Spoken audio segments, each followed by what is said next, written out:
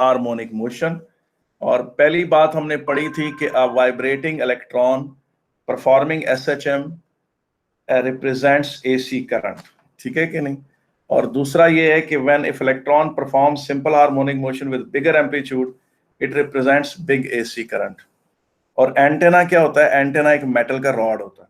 जब उस पर एक इलेक्ट्रोमैग्नेटिक वेव आकर गिरती है, उस इलेक्ट्रोमैग्नेटिक वेव में इस तरफ इस तरफ इस तरफ अल्टरनेटिंग इलेक्ट्रिक फील्ड्स होते हैं यूं करके, ठीक है कि नहीं। और फिर ये बताया कि ये फर्ज करें वो मेटल रॉड है एंटेने का, ये इसके अंदर एक इलेक्ट्रॉन है, यहां से ये रेडियो सिग्नल गुजरा है, ठीक है कि नहीं। ये रेडियो सिग्नल है, इसमें इलेक्ट्रिक फील्ड इधर इधर वाइब्रेट कर रहे हैं, तो कभी इसको इस तरफ फोर्स लगाएंगे, कभी इस तरफ फोर्स लगाएंगे। तो जब ये इलेक्ट्रोमैग्नेटिक वेव उस एंटेने में से गुजरती है तो इलेक्ट्रॉन वाइब्रेट करता है। तो when electromagnetic wave falls on antenna it makes free electrons of antenna to vibrate, perform SHM and exhibit tiny AC currents।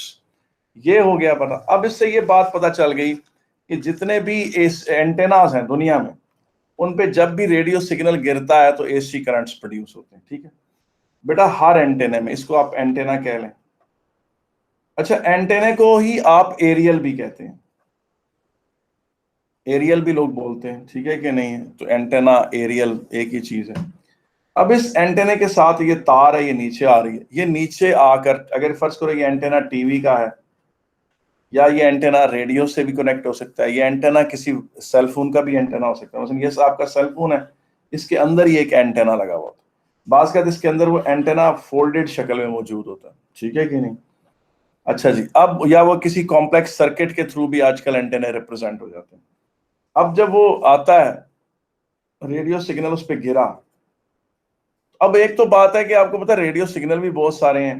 अगर फर्ज करें आपका टीवी है तो आपका टीवी जो है वो पीटीवी वर्ल्ड का सिग्नल भी उस पर गिर रहा होगा, एटीवी वालों का सिग्नल भी उस पर गिर रहा होगा, उस पर पीटीवी स्पोर्ट्स का सिग्नल भी आ रहा होगा, उस पर और भी क्या कहते हैं जो इस वक्त पाकिस्तान में टेलीविजन चल रहे हैं, उन सारों के सिग्नल उसके एंटेना पर आ रहे हैं, ठीक है। चले एंटेने को भी थोड़ा जरा खूबसूरत बना देते हैं। आजकल जो एंटेने बाजार में जिस तरह अवेलेबल है, ये अब इसमें ये भी एक रेडियो सिग्नल आ रहा है, RS1 रेडियो सिग्नल 1। कोई और रेडियो सिग्नल भी इस पे गिरता है। और रेडियो सिग्नल से मुराद इलेक्ट्रोमैग्नेटिक वेव है, रेडियो वेव बैंड में। इस तरह माइक्रोवेव, इंफ्रारेड, विजिबल लाइट होती है ना, इसी तरह से उनमें से रेडियो वेव्स। अब ज़ाहिर रेडियो वेव्स है तो लॉन्गेस्ट वेवलेंथ है, वो आई, वो आकर उसके ऊपर गिरी, ठीक है कि नहीं। ये रेडियो सिग्नल है जो उसके ऊपर गिर रहा है। अब ये नीचे इसके आप देखेंगे कि ये इससे जो तार आ रही होती है, ये नीचे एक सर्किट से कनेक्ट होती है। उस सर्किट में एक मतलब उस सर्किट को ट्यूनिंग सर्किट कहते हैं। और वो सर्किट वो होता है, इसके अंदर एक इलेक्ट्रॉनिक ऑसिलेटर होता है। इलेक्ट्रॉनिक ऑसिलेटर क्या है ये मैं नहीं डिस्कस करूंगा, ना ही आपके सिलेबस में। इलेक्ट्रॉनिक ऑसिलेटर होता है। उस electronic oscillator as the name suggest, वो वाइब्रेट, उसमें वाइब्रेशन इलेक्ट्रॉन्स की, और उसकी एक पर्टिकुलर फ्रीक्वेंसी होती है। क्या होती है? एक पर्टिकुलर फ्रीक्वेंसी होती है। आप उस पर ट्यून करते हैं, आप उस पर फ्रीक्वेंसी सेट करते हैं। मसलन जब आप चैनल चेंज कर रहे होते हैं, जब आप चैनल चेंज कर रहे होते हैं तो आप actually natural frequency of the tuner change कर रहे होते हैं। जब आप चैनल सेलेक्ट करते हैं कि नहीं मैंने ये वाला चैनल नहीं ये वाला चैनल देखना है, आप उस ट्यूनिंग सर्किट के ऑसिलेटर की नेचुरल फ्रीक्वेंसी सेट कर रहे होते हैं। आप एक पर्टिकुलर फ्रीक्वेंसी इस पर सेट कर देते हैं, वो उसकी नेचुरल फ्रीक्वेंसी बन जाती है। सिर्फ उस फ्रीक्वेंसी से मैचिंग रेडियो सिग्नल जब इस पे पड़ता है तो इलेक्ट्रॉन जरा वायलेंटली वाइब्रेट करते हैं। जब इलेक्ट्रॉन्स वायलेंटली वाइब्रेट करते हैं तो compare to other radio signals वो बड़े एसी करंट्स प्रोड्यूस करते हैं, और वो सिग्नल पिक हो जाता है और कैच हो जाता है, रेजोनेंस होती है। तो पता चला कि दुनिया में जितनी भी वायरलेस कम्युनिकेशन हो रही है, दुनिया में जितनी भी वायरलेस कम्युनिकेशन हो रही है, ये रेजोनेंस बेस्ड है। आप अपने अपने एंटर रिसीविंग एंटेना के नीचे जो सर्किट होता है उसके साथ आप लगाते हैं एक ऑसिलेटर लगाते हैं, और वो ऑसिलेटर जो है फिर वो फ्रीक्वेंसी पिक कर लेता है, और इस तरीके से आप जो हैं वो क्या कहते हैं उसका रेडियो सिग्नल पिक कर लेते हैं। आपने ये सारी डिटेल नहीं लिखनी पेपर में। अगर पेपर में ये क्वेश्चन आए कि जनाब आप बताएं कि examples of where resonance is useful, तो मैक्सिमम उसके नंबर उन्होंने 2 रखे होते हैं या 3। तो आपने 2 नंबरों के लिए सिर्फ इतना जवाब देना होता है, picking up of radio signal by receiving antenna in all wireless communication, ठीक है कि नहीं है, बस इतना लिख देना होता है। आप लिखेंगे the frequency of the radio signal matches with the frequency that we tune, okay, sorry, बल्कि आप कहेंगे कि we set a frequency on the tuning circuit and the antenna picks resonates to only that frequency and picks only that signal and rejects rest of the signals। बस इतना लिख देना है, आपको नंबर पूरे मिल जाएंगे, 2 नंबर। किसी ने कोई बात पूछनी है सर? जी जी सर वो टीवी एंटेना वाला वापस एक्सप्लेन कर देंगे, वो सिग्नल थोड़ा सा चला गया था, वो वीडियो स्टक हो गई थी मेरी। बेटा मेरी बात सुनो, ये रिकॉर्ड हो रहा है, उससे दोबारा सुन लेना। उसकी बात मैं इसलिए नहीं दोबारा उसे एक्सप्लेन करना चाहता, वो इतना यूजफुल नहीं है, आपने लिखना पेपर में सिर्फ इतना ही है। ठीक है सर, वो मुझे पता नहीं था वो क्या पढ़ा था, बस सही देख लो। वो वैसे भी एक उसका अपना चैप्टर भी अलग आएगा, जब उसका अपना चैप्टर अलग आएगा तो हम उस वक्त भी उसे पढ़ लेंगे, ठीक है कि नहीं।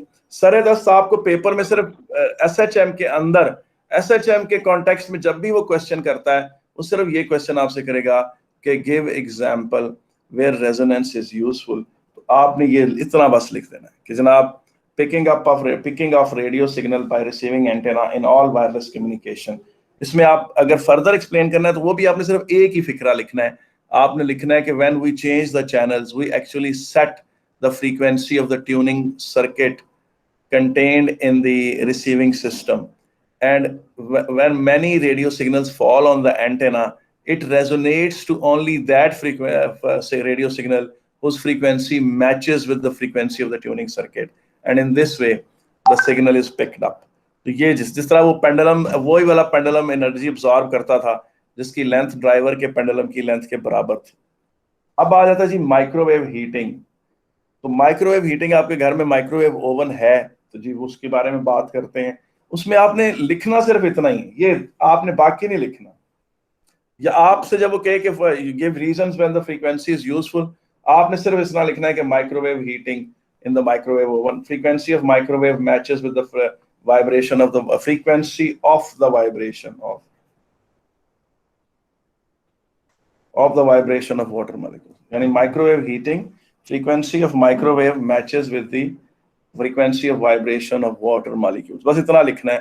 तो in this way water molecule absorbs energy, ये बस आपने लिखना है। अब आप इसको समझना है वो मैं समझा देता हूँ। वाटर मॉलिक्यूल्स एब्जॉर्ब एनर्जी, ठीक है, वो मैं एक्सप्लेन कर देता हूँ। वो आपने इतना ही लिखना है, इससे ज्यादा नहीं आपने लिखना, ठीक है।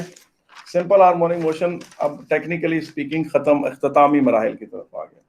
लेकिन यह है कि इसका जो लिंक पेपर 5 से बनेगा या इसका लिंक जो आगे मैग्नेटिज्म से बनेगा वो मैं एक्सप्लेन करता हूँ, ठीक है। वो देखें वो क्या है। सबसे पहले देखें माइक्रो इलेक्ट्रोमैग्नेटिक वेव्स में आपने पढ़ी नहीं इलेक्ट्रोमैग्नेटिक वेव्स। इलेक्ट्रोमैग्नेटिक वेव्स हैं कितनी किस्मों की होती हैं? Radio waves, microwaves, infrared, visible, ultraviolet, x rays, gamma rays. इन सारों में खास बात क्या है? ये स्पीड ऑफ लाइट से ट्रेवल करती हैं सारी की सारी। मैं इनमें से इनकी बात कर रहा हूँ माइक्रोवेव्स की। माइक्रोवेव की फ्रीक्वेंसी क्या होती है? माइक्रोवेव की फ्रीक्वेंसी शुरू होती है 10⁻⁹ हर्ट्ज से लेकर 10⁻11 हर्ट्ज तक। बाज लोग माइक्रोवेव्स को भी रेडियो वेव्स की एक सब टाइप समझते हैं, बल्कि अगर आप टेलीकम्युनिकेशन इंजीनियरिंग करेंगे तो वो तो सारे माइक्रोवेव्स को रेडियो वेव्स का एक सब बैंड समझते हैं, यानी रेडियो वेव्स के हिस्सों में से एक हिस्सा समझते हैं। अच्छा, अब ये माइक्रोवेव्स आ गई। अब जो आपके घर में माइक्रोवेव का वो लगा हुआ है ओवन जिसमें से खाना गर्म होता है, उसमें एक सिस्टम यहाँ पर लगा हुआ है जो माइक्रोवेव्स जनरेट करता है, चारों तरफ माइक्रोवेव्स फेंकता है, ठीक है कि नहीं। और मैं इसका सिस्टम का नाम नहीं लिखना चाहता, आप पास इसको इतना लिख लें माइक्रोवेव जनरेटर।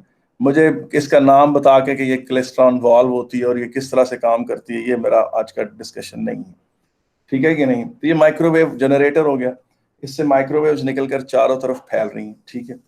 अब जो वाटर मॉलिक्यूल है, आपको पता है ये ऑक्सीजन है, ये इसके साथ हाइड्रोजन लगा हुआ है।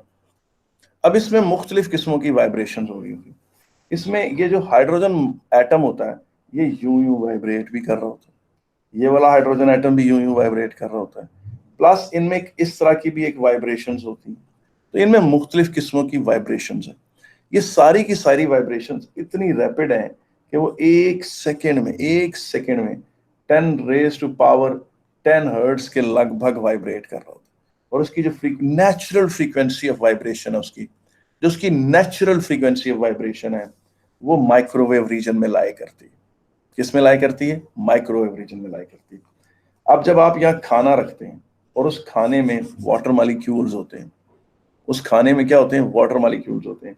जब यहाँ से वाटर माइक्रोवेव्स आती हैं और उस पर गिरती हैं, तो वाटर मॉलिक्यूल्स क्या करते हैं? वाटर मॉलिक्यूल्स जो हैं, माइक्रोवेव जब उन पर गिरती हैं, तो हाइड्रोजन की जो ये वाइब्रेशन है, जो हाइड्रोजन यूं यूं वाइब्रेट कर रहा है, तो माइक्रोवेव्स भी उसी फ्रीक्वेंसी से आ रही है, यूं यूं यूं यूं, और दोनों का फ्रीक्वेंसी माइक्रोवेव रीजन में है 10 हर्ट्ज पर सेकेंड। तो क्या होता है? एनर्जी एब्जॉर्ब होती है, बहुत बेस्ट लेवल पर एनर्जी एब्जॉर्ब होती है। वाटर मॉलिक्यूल बहुत वायलेंटली वाइब्रेट करता है, उसका एम्पलीट्यूड ऑफ वाइब्रेशन बढ़ जाता है। जब उसका एम्पलीट्यूड ऑफ वाइब्रेशन बढ़ता है, तो उसके बहुत जोर जोर से वाइब्रेट करने से टेम्परेचर ऑफ उसका इंक्रीज होता है। उसके नेबरहुड में जितनी फूड है, उसका टेम्परेचर इंक्रीज होता है, उसकी काइनेटिक एनर्जी बढ़ती है, और यूं खाना गर्म हो जाता है। ठीक है कि नहीं?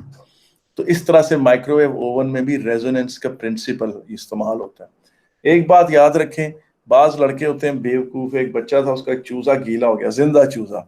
उसने चूजे पाले हुए, तो उसका चूजा गीला हो गया, उसने जिंदा चूजा उठा के माइक्रोवेव में रख दिया और उसको गर्म करने की कोशिश की। या बाज बच्चों ने सुना है, मैंने अब ये बात भी मतलब सुनने में आई है कि अपने गीले हो गए तोते या गीली बिल्ली, उनको माइक्रोवेव में गर्म करने की कोशिश में उनको मार दिया। इस तरह के काम नहीं करने। ठीक है, मैं आप समझदार बच्चे, आप बड़े हैं, आप तो इस तरह की हरकत नहीं करेंगे। तो ये दो एग्जांपल्स माइक्रोवेव्स की बहुत अच्छी हैं, लेकिन एक एग्जांपल मैं और दूंगा। और उसके अलावा जो मैंने टोटल 7 एग्जांपल दिए, उनमें से 3 एग्जांपल बाद में अगले चैप्टर में उन्होंने वैसे ही आना है, तो जान उन्हें छुटनी नहीं है आपकी।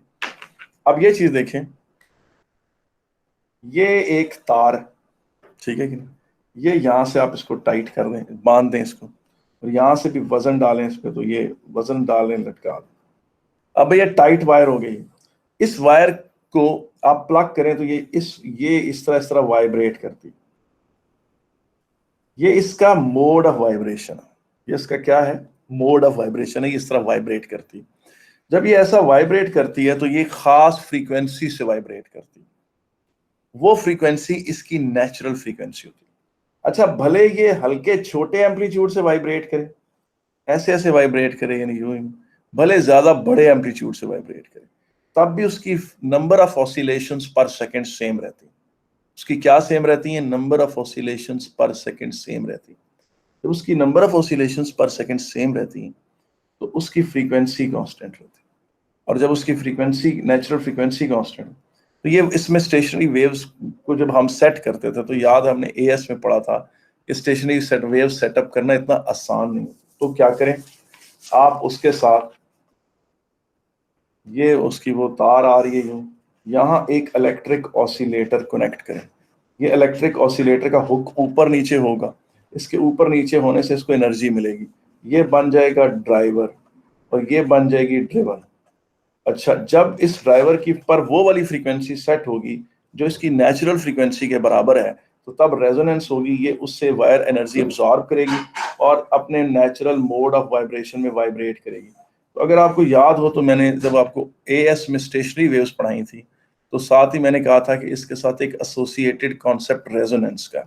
इसीलिए बाज फिजिक्स के टीचर स्टेशनरी वेव्स को रेजोनेटिंग वेव्स भी कहते हैं, और इनको स्टैंडिंग वेव्स भी कहा जाता है। और इसमें रेजोनेंस का फिनोमिनन भी इन्वॉल्व। जब इसकी फ्रीक्वेंसी से मैच करती है, तभी ये रेजोनेंस वेव्स वो वेव्स सेटअप होती हैं, स्टैंडिंग वेव्स या रेजोनेटिंग वेव्स। उसके बाद अगर ये सिंगल लूप में वाइब्रेट ना करे, तो इसका सेकेंड मोड ऑफ वाइब्रेशन ये होता है, इसकी फ्रीक्वेंसी से डबल होती है। जब आप ड्राइवर को डबल फ्रीक्वेंसी पे रखते हैं, तो फिर ये वाला मोड ऑफ वाइब्रेशन सेट होता है। इसकी भी मेरे पास वीडियो पड़ी है, अगर आपने देखनी है, अगर आप चाहते हैं तो मैं दिखा सकता हूँ, लेकिन मेरे ख्याल है जरूरत नहीं। ठीक है भाई कि नहीं? बेटा समझ आ गई कि नहीं आई? ठीक है। हेलो।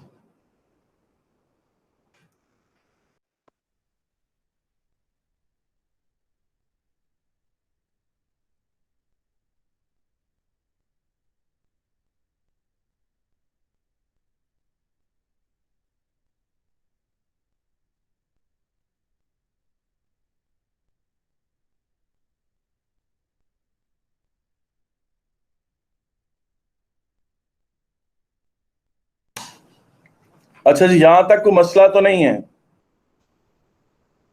हेलो हेलो बेटा, यहां तक कोई इशू तो नहीं है? तो बड़ा पता चला कि माइक्रोवेव स्टेशनरी वेव्स की सेटिंग भी जो है वो रेजोनेंस बेस्ड है बेटा, ठीक है कि नहीं? ये तो बातें थी examples where resonance is useful.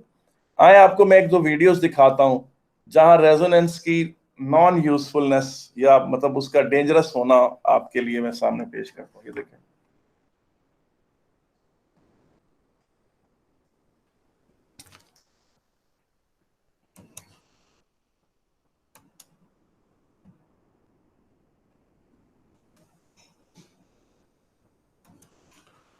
ये देखें,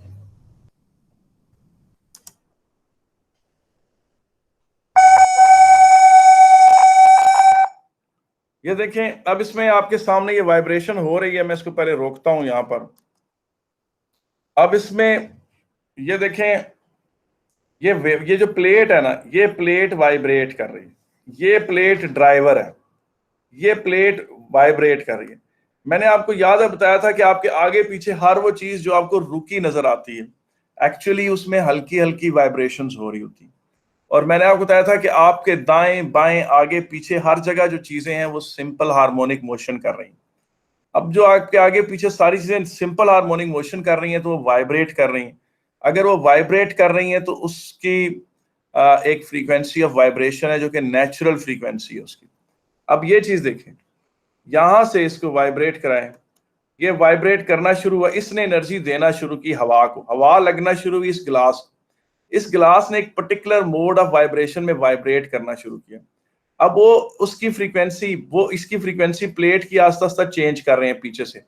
वो फ्रीक्वेंसी इसकी नेचुरल फ्रीक्वेंसी के बराबर जो ही हुई, इस गिलास ने इससे बहुत ज्यादा एनर्जी एब्जॉर्ब कर ली और फिर देखें क्या हुआ, टूट गया जनाब। अच्छा, तो ये आप मुझे बताएं कि समझ एग्जाम्पल आपने देखी है, आपने इसे समझा कि नहीं समझा? इसमें रेजोनेंस नॉट यूजफुल है।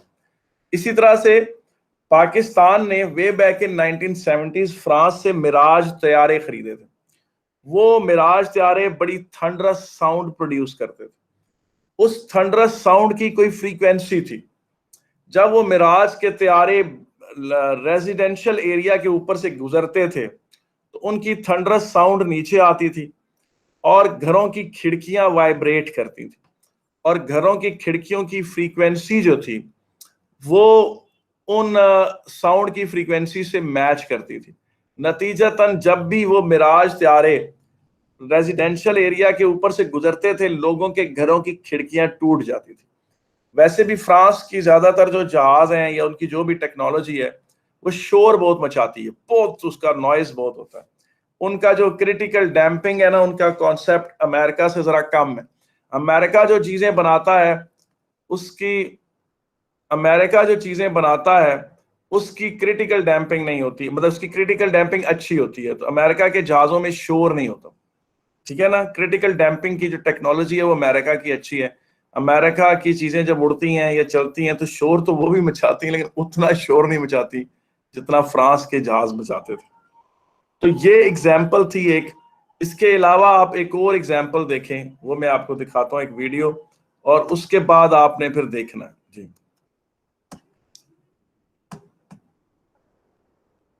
ये नहीं, वो जो ब्रिज वाली। सर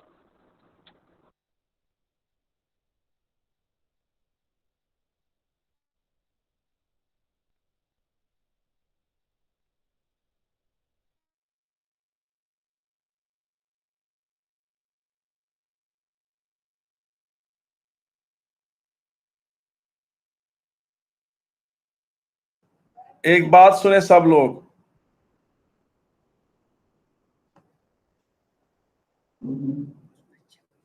जी ये देखें यार, ये आप देख रहे हैं ये एक ब्रिज है, ये भी एक स्टैंडिंग, ये भी आपको पता है एक सिंगल लूप में वाइब्रेट करता है, स्टेशनरी वेव इसमें भी सेटअप होती है।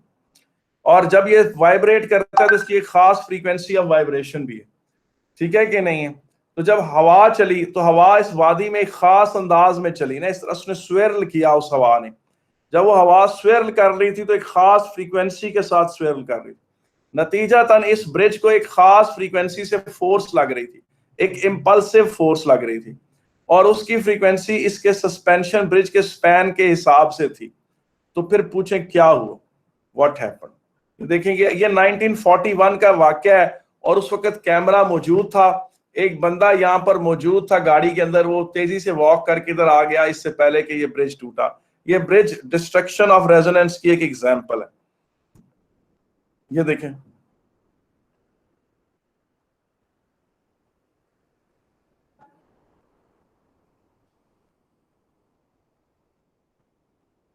ठीक है कि नहीं? ये देखें, इस गाड़ी पर से एक बंदा उतरता है,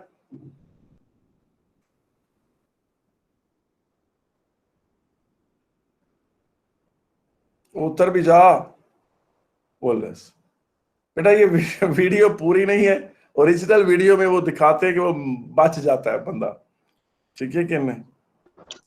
सर जी जी मैं सुन रहा हूँ, जी मैं सुन रहा हूँ, जी मैं सुन रहा हूँ बेटा।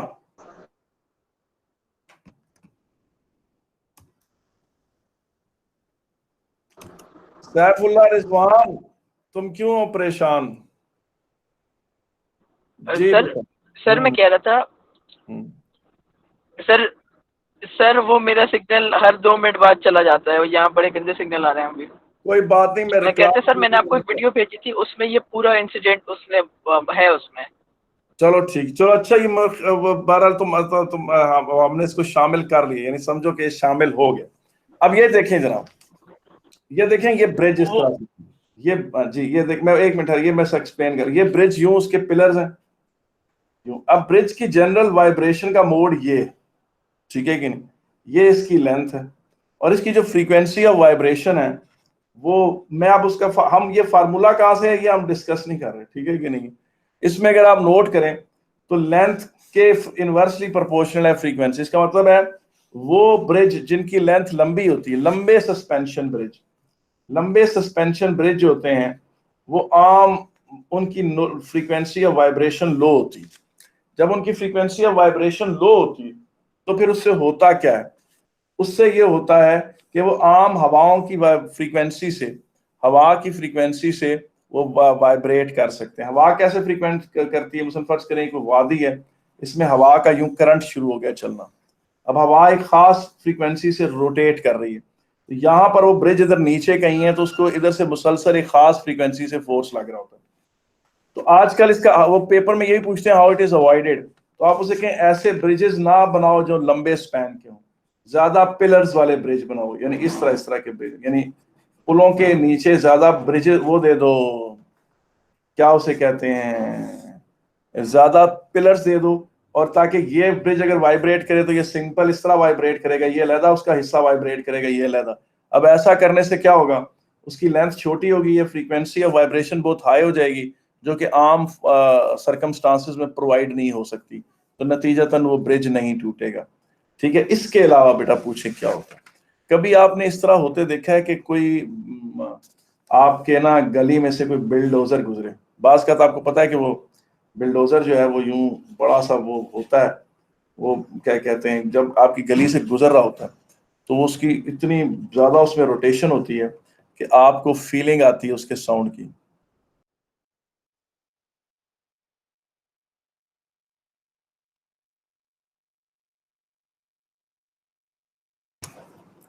बेटा जब ये बिल्डोजर भागता है, चलता है, जब ये बिल्डोजर चलता है तो फिर क्या होता है, ठीक है कि नहीं है। जब ये बिल्डोजर चलता है तो ये इससे वाइब्रेशंस प्रोड्यूस होती हैं जो पूरी गली में और साथ वाली दीवारों में और घरों तक जा रही होती है। अब घरों के अंदर कोई चीज ऐसी है जो उसकी फ्रीक्वेंसी ऑफ वाइब्रेशन इस बिल्डोजर की फ्रीक्वेंसी से मैच करती है, तो वो चीज एनर्जी लेगी और एनर्जी लेकर बेटा तोड़ देगी उसको, मतलब वो एब्जॉर्ब करेगी और टूट जाएगी। तो इसी तरीके से जितनी भी मशीनें, मतलब आपके घर की जो वॉशिंग मशीन है, ये आपके घर में वॉशिंग मशीन है, मैं उसको वो नहीं करना चाहता, डिटेल में नहीं बताना चाहता, उस पर फर्ज करें ये अंदर आपको होता है ना उसका स्पिनर वो लगा होता है जो ड्रम होता है ड्रायर का। अब वो ड्रायर का ड्रम जब वाइब्रेट करेगा, उसकी वाइब्रेशन है नीचे उसके बड़ी पावरफुल मोटर लगी हुई होती है, उससे जब वो वाइब्रेट करता है तो उसकी रोटेशन से पूछो क्या होता है, पूरी वॉशिंग मशीन के अंदर एक खास किस्म के इंपल्सिव फोर्सेस जाते हैं हर तरफ। अब फर्ज करें यहां पर कोई ऐसे करके प्लेट लगी हुई है जिसके ऊपर यूं पेच लगे हुए हैं। अब इस प्लेट की मोड ऑफ वाइब्रेशन ऐसी है कि इस प्लेट की फ्रीक्वेंसी और इसकी फ्रीक्वेंसी मैच करती है। नतीजतन इसकी रोटेशन से ये एनर्जी अब्सॉर्ब करेगी, ये प्लेट मुमकिन है जोर जोर से वाइब्रेट करे। जब जोर जोर से वाइब्रेट करे तो ये इसकी एनर्जी अब्सॉर्ब करके टूट सकती है, कट सकती है, फट सकती है, मतलब खराब हो सकती है। तो जो लोग ये सिस्टम डिजाइन करते हैं वो पहले से ही देख लेते हैं कि इसकी फ्रीक्वेंसी ऑफ रोटेशन क्या है। उसके अंदर अगर उन्होंने कोई प्लेट लगानी भी है तो जानबूझ के उसका वो स्ट्रक्चर या शेप ऐसी चेंज कर देंगे, या वहां इतने टाइट पेच लगाएंगे, इतने ज्यादा उसको पेच लगाएंगे कि उसको पक्का बांध देंगे ताकि अगर इसकी एनर्जी से मिले भी तो ये टूटे नहीं। और मतलब उस पर बेशुमार पेच लगे हुए होंगे। हम जब पाकिस्तानी मैकेनिक उस चीज को ठीक करते हैं या उसे खोलते हैं, वो कहते हैं यार एने पेच लाने दी की लोड है, 6 पेच लाए ने, 2 पेचा नाल काम चल सकता है, तो वो 2 पेच लगा देंगे या उसमें से कुछ पेच निकाल के अपने पास रख लेंगे। तो नतीजतन वो चीज जब मोटर ऑपरेट करती है तो ये चीज जो है वो फिर खराब हो जाएगी, वो एनर्जी पिक करेगी और टूट जाएगी। इसका मतलब है ये इन पेचों को स्ट्रट्स कहते हैं। तो इन ये प्लेटें होती हैं, ये पैनल्स कहलाती हैं। ये जो प्लेटें मुख्तलिफ पत्रियां लगी हुई होती हैं ना मशीनों में, इन्हें पैनल्स कहते हैं। तो पैनल्स जो होते हैं वो अक्सर किसी हैवी मोटर की फ्रीक्वेंसी की एनर्जी के बराबर उनकी फ्रीक्वेंसी ऑफ वाइब्रेशन होती है, और वो हैवी मोटर जब रोटेट करती है तो उससे एनर्जी लेकर इस एनर्जी में एब्जॉर्ब करती है और वो बेटा वाइब्रेट करती है, और फिर इस तरीके से बेटा वो हो जाता है, टूट जाता है सारा सिस्टम। और इसलिए फिर वो ज्यादा स्ट्रट्स लगाए जाते हैं, या पैनल अगर पहले ऐसे था तो उसकी कोई थोड़ी शेप चेंज कर दी जाती है, यूं करके ऐसे करके उसको लगा दिया जाता है ताकि वो उसकी फ्रीक्वेंसी, उसकी जो मोड ऑफ वाइब्रेशन है, उस मोड ऑफ वाइब्रेशन की जो फ्रीक्वेंसी है वो इस मोटर की फ्रीक्वेंसी से मैच ना करे। बेटा ये थी सारी बातें। SHM मेरी तरफ से खत्म हो गया। अब आप पूछें क्या करें। आप पास पेपर से सिंपल हार्मोनिक मोशन के दबा के करें, सवाल दबा के करें और बहुत ज्यादा करें, और उसमें जो मसले हैं वो मुझे फौरन रिपोर्ट करें, सारे मुझे बताएं कि सर नहीं हो रहा, आप एक और क्वेश्चन, आप एक हमें कराएं क्वेश्चंस। तो मैं क्वेश्चंस कराता रहूंगा, क्वेश्चंस में दबा के कराऊंगा जितने आप चाहेंगे। ठीक है, मैं आपको इसकी असाइनमेंट भी सेंड कर दूंगा। ठीक है, ओके बेटा, अल्लाह हाफिज, अस्सलाम वालेकुम।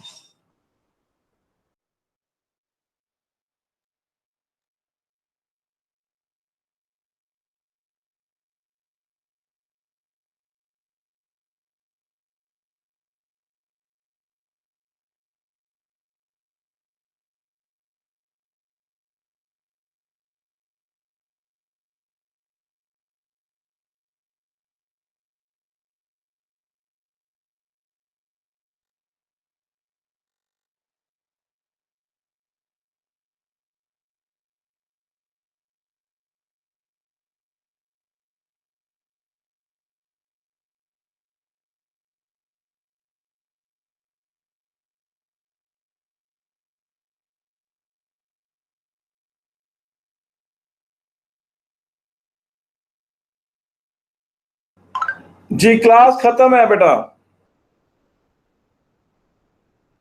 क्लास खत्म होगी है, क्वेश्चंस करें और फिर मुझसे पूछ लीजिएगा। सर मैं वही कह रहा था कि वो जो मैंने वीडियो भेजी थी उसमें उसने रेजोनेंस बहुत अच्छी एक्सप्लेन किया, उसने प्रॉपर बताया पूरा। और वो जो ब्रिज की आप बात कर रहे थे ना, वो एग्जांपल उसने उसकी भी वीडियो डाली है उसमें, और उसने एक्सप्लेन भी किया है। तो वो बहुत अच्छा, अच्छी एक मुझे वीडियो मिली थी। वो पता है क्या बेटा, मैं ना कल, तुम यकीन करो सुबह मैं आजकल ना बहुत भागम दौड़ में, इधर भाग उधर भाग, टेंशन, तो मैं तुम लोगों के वाक्यों के मैसेजेस भी नहीं देख पा रहा। ये थोड़ा सा इशू था, इसलिए मैंने वो नहीं तवज्जो दी उसको, पर इंशाल्लाह मैं देख लूंगा, देखो, और दिखा भी दूंगा, क्लास में भी दिखा दूंगा, सर पक्का बात। सर सेम वो मेरा वो नेट असल में ना वो बंद इसलिए हो रहा है कि मोटर पे जा रहे हैं इसलिए, चलो कोई बात नहीं, ठीक है, रास्ते में, चलो अल्लाह खैर करे तुम्हारी, इसलिए। अल्लाह खैर और फियत से लेके जाए तुम। ठीक है सर, अल्लाह हाफिज। अल्लाह हाफिज। आमीन सर, अल्लाह हाफिज। अल्लाह हाफिज।